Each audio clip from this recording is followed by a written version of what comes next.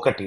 రెండోది, ఇక్కడ హైదరాబాద్లో జిహెచ్ఎంసి పరిధిలో 24 ఇట్లలో 24 ఏది అసెంబ్లీలు ఉంటే 24 ఇట్లలో ఒకటి బీజేపీ మినహా మిగతా అన్ని మనమే గెలవగలిగినామని చెప్పి చెప్తా ఉన్నావు.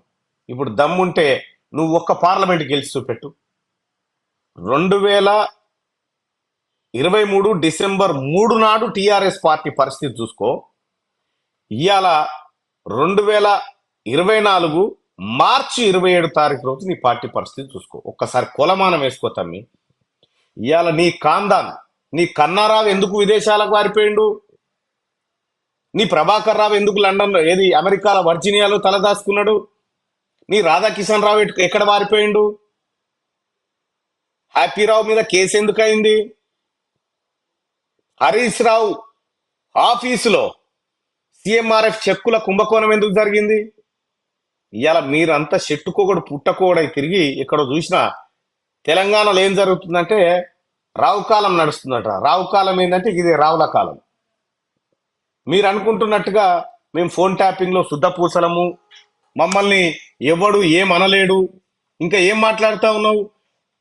రేవంత్ రెడ్డి గారు ఏం పీక్కుంటారో పీక్కోరని మాట్లాడుతున్నాం. పీకే టైం దగ్గరనే ఉంది, లేదని ఏమనుకోకు. ఎందుకంటే ఫోన్ ట్యాపింగ్ వ్యవహారం తెర మీదకి వస్తే నీకు ఉచ్చబడుతుంది. ఎక్కడ మనం దొరికిపోతామా, ఎక్కడ మనం బుక్ అవుతామా, ఎక్కడ మన పరిస్థితి అగమ్య గోచరం అవుతుందా, జైలుకు పోక తప్పదా అనేటువంటి బాధలో నువ్వు ఉన్నావు కేటీ రామారావు. నీకు జైలు శిక్ష తప్పదు, నువ్వు జైలుకు పోక తప్పదు.